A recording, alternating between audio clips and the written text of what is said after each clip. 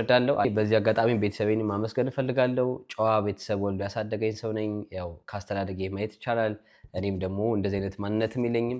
በቪዲዮ መግቢያ እንዳዳመጣችሁት ፋኑኤል በቅርብ በለቀቀው የዩቲዩብ ቪዲዮ ላይ ቤተሰቦቹን አመስግኗል። በተለይ ደግሞ ለሳምሪ እንዲሁም ለሷን ለሚመለከቱ ጉዳዮች በሰጠው የቅርብ ጊዜ የመልስ ምት ላይ በስተመጨረሻው በቪዲዮ ማጠቃለያው ላይ እኔ ቤተሰቦቼን አመሰግናለሁ፣ ቤተሰቦቼ ጨዋ ናቸው፣ ጨዋ ወልዶ ጨዋ ያሳደገኝ ልጅ ነኝ ሲልም መልእክቱን አስተላልፏል። ፋኑኤልና ሳምሪ ከተለያዩ 8 ወራት አስቆጥረዋል።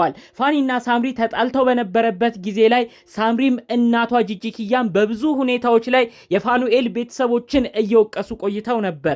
ይኸውም የፋኑኤል የቅርብ ዘመዶቹ የሆኑትን እህቱን፣ እናቱን፣ ወንድሙን ብዙ ቦታዎች ላይ የሳምሪ እናት የሆነችው ጂጂኪያ ብዙ ነገር ተናግራቸው ነበር። ታዲያ እነዚህ ቤተሰቦች ምንም አይነት ነገር ሚዲያ ወጥተው አልመለሱም ነበረ። ታዲያ እንግዲህ ጠቅለል ባለመልኩ ግን በሆነ ቦታ ላይ የመልስ ምትን የሰጡ ይመስላል።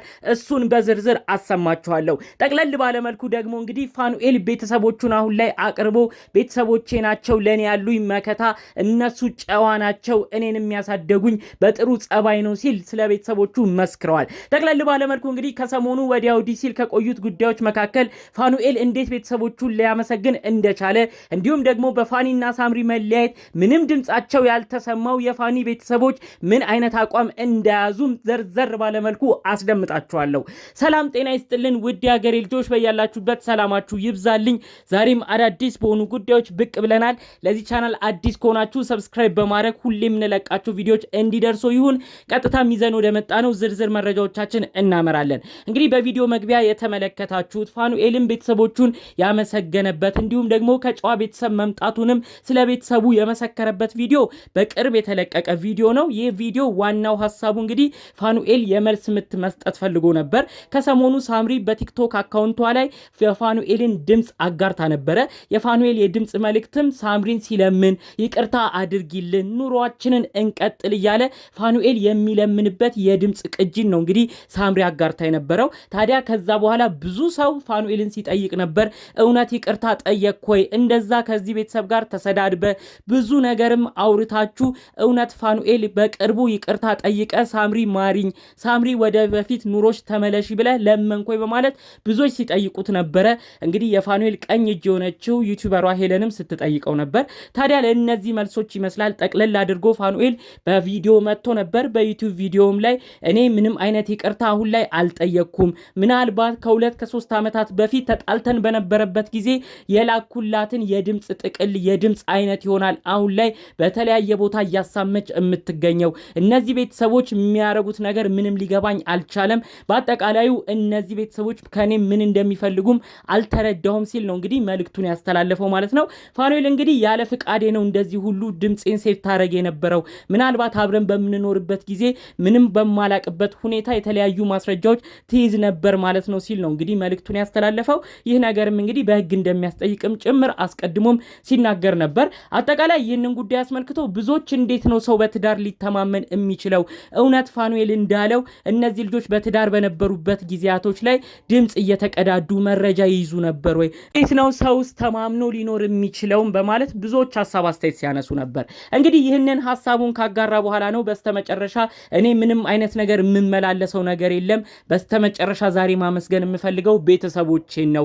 ቤተሰቦቼ በጨዋ ነገር ነው ያሳደጉኝ፣ የጨዋ ልጅ ነኝ፣ ጨዋ ወልዶ ጨዋ ያሳደገኝ ነኝ ሲል ነው እንግዲህ የመሰከረው። እንግዲህ በብዙ ጉዳዮች የፋኑኤል ቤተሰቦች ሲወቀሱ ነበር። በተለይ በሳምሪና በእናቷ ጂጂኪያ። በተለይ ጂጂኪያ ብዙ ንግግር የፋኑኤልን እናት ተናግራለች። የፋኑኤል እናት ቤታቸው ያማረው በልጄ ሳምሪ ገንዘብ ነው፣ ፋኑኤል እህትም ወንድሙም ብዙ ነገር የተጠቀሙት በልጄ ሳምሪ ነው። በትዳር በነበሩበት ወቅት ላይ ሳምሪን ብዙ ገንዘቧን እየቦጠቦጠ ከራሳቸው ኑሮም እየቀነሱ እንዳለ የሚልከው ፋኑኤል ለራሱ ቤተሰቦች ነበር በማለት ነው እንግዲህ የፋኑኤልን ቤተሰቦች ብዙ ነገር ስትናገር የነበረው። በመቀጠልም እንግዲህ ለትዳር መለያየታቸው ራሱ ትልቅ ድርሻ የነበራት እንግዲህ እንግዲህ የፋኑኤል እህት እንደነበረችም የተለያዩ ጊዜያቶች ላይ ሳምሪም ስትናገር ነበር። እንግዲህ ለእንደዚህ ለተባሉት ጉዳዮች ቃል በቃል እነዚህ ቤተሰቦች የፋኑኤል የቅርብ ሰዎች ሚዲያ ወጥተው ምንም አልመለሱም። ነገር ግን በአንዳንድ ቦታ ላይ የመልስ ምትን ይሰጡ ነበረ። ከዚህ በፊት እንግዲህ የፋኑኤል እህት በብዙ ነገር ተወቅሳ ነበረ።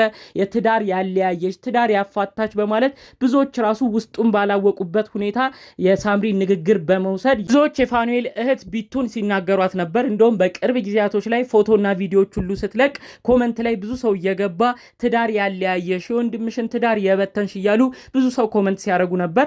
ታዲያ እሷ በኮመንት ምላሽ ወይም ሪፕሌይ ምን ስትል ነበረ?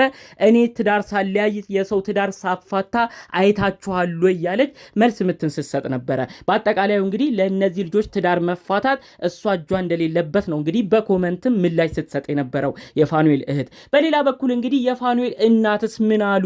እንደው ልጃቸው በእንደዚህ አይነት ከባድ ሁኔታ ውስጥ እያለፈ የእሳቸውስ አቋም ምን ይመስላል ተብሎ ራሱ ብዙዎች ጥያቄ ሆኖባቸው ስለ ጉዳዩ ሲጠይቁ ነበር ማለት ነው።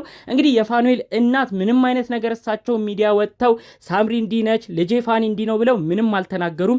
ከአመት ከሁለት ዓመት በፊት ግን በተለያየ ቃለ መጠይቅ ላይ በደህናው ጊዜ ፋኒና ሳምሪም አንድ ላይ ሆነው ኢትዮጵያ በሄዱበት ጊዜ የሚናገሩት መልእክት ነበረ። ልጄ ሳምሪን ከፋኒ እኩል ነው ማያት፣ ሳምሪዬ ጸባይዋ አይቀያየርም፣ ጣሪ አምላክም የልጄ ፋኒ እንዲሁም የባለቤቱ ሳምሪን ኑሯቸውን ይባርክላቸው፣ ልጆቻቸውንም ያሳድግላቸው፣ ሁለቱንም እወዳቸዋለሁ አከብራቸዋለሁ እያሉ እንግዲህ የፋኑኤል እናት ከዚህ በፊት ተናግረው ነበር።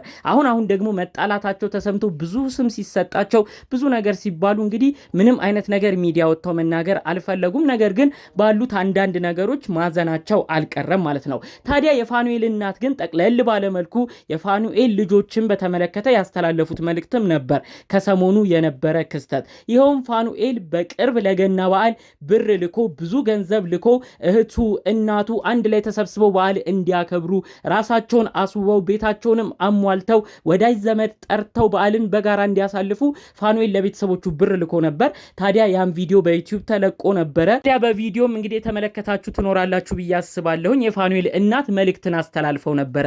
ልጄ ፋኒ ልጄም ዳኒ ሁለቱም ውጪ ነው ያሉት። ፋኑኤል ይህንን ሁሉ ገንዘብ ልኮ በዓልን ሙሉ ሆነን እንድናሳልፍ ስላደረገን ከልብ አመሰግንሃለሁ። ልጄ ፋኒ ጤናህን ይስጥህ፣ ልጆችህንም ይባርክልህ፣ ልጆችህ ለሀገር የሚበቁ ያድርግልህ፣ ልጆችን ያኑርልህ ሲሉ ነው እንግዲህ የፋኑኤል እናት የመረቁት ማለት ነው። እንግዲህ የፋኑኤል እናት የልጅ ልጆቻቸውን ማለትም ፊሎና አዳም ወደፊት ሀገር ተረካቢ እንዲሆኑ በጤና በፍቅር በሰላም እንዲያድጉም ጭምር ደጋግሞ ሲመርቁ ነበር በቅርቡ። ከዛ ውጪ ግን ልጃቸው ፋኒ ስላለበት የትዳር ህይወት የተለያዩ ነገሮች እዛ ቪዲዮም ላይ ምንም ማስተላለፍ አልፈለጉም።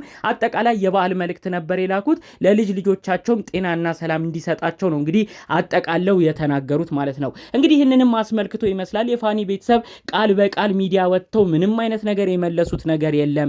እንኳን እነሱ አይደለም ፋኑኤል ብዙ ነገር እየተባለ አፍላፊ አይካፈትም፣ መስመር አልፎም እነ ጂጂን እነ ሳምሪን አይናገርም። ይህ የሚያሳየው ፋኑኤል በጨዋ ቤተሰቦች ማደጉን ነው። ስለዚህ ቤተሰቦች እውነትም ክብር ይገባቸዋል በማለት ነው የተለያዩ ሰዎች ሀሳብ አስተያየት ሲያደርሱ የነበረው ማለት ነው። እንግዲህ ፋኑኤልም ያንን አስመልክቶ ይመስላል እኔ ቤተሰቦቼ ጨዋ ናቸው፣ ጨዋ ወልዶ ጨዋ ያሳደገኝ በማለት ዘርዘር አድርጎ እንግዲህ ቤተሰቦቹን የተናገረው መልእክትም ያስተላለፈው ማለት ነው። በስተመጨረሻ ዛሬ እኔ አንድ መልእክትን መናገር ፈልጊያለሁ። ሳምሪ እባክሽ ከፋኒ እንዲሁም ከፋኒ ቤተሰቦች ጋር ኢትዮጵያ በተለያዩ በዓላቶች ስትሄጂ የነበረሽን ፍቅር እንዲሁም ደግሞ እነሱ ለአንቺ የሚሰጡሽን ከበሬታ በማስታወስ እባክሽ ከተቻለ ከፋኒ ጋር ከቤተሰቦቹም ጋር ክፉ ደግ አትነጋገሩ። ከተቻለ መስማማት፣ አለበለዚያ መስማማት ግን ካቃታችሁ ተከባብራችሁ የምትኖሩበት ነገር እንዲፈጠር ግን ሁለታችሁም የተቻላችሁትን ነገር አድርጉ። ምንም ቢሆን በክፉም በደጉም አብራችሁ ያሳለፋችሁ ብዙ ጥሩ ማስታወሻም አብራችሁ ያላችሁ ሰዎች ናችሁና በማይሆን ነገር እልተያይዛችሁ ዳችሁ ለአንዳችሁ ምንም እንደማይተዋወቅ ሰው ጭራሽ ጠላት እየሆናችሁ የሄዳችሁበትን ርቀት ሁለታችሁም እንድትገቱ የእውነት ከልብ መልእክቴን ማስተላለፍ ፈልጋለሁ። በሌሎች አዳዲስ ጉዳዮቻችን እስክንገናኝ ለዛሬ ይዘን የመጣነው መረጃ ይህን ይመስል ነበር። በሌሎች ቪዲዮቻችን እስክንገናኝ ሰላሙን ሁሉ ተመኘሁላችሁ። ሰላም።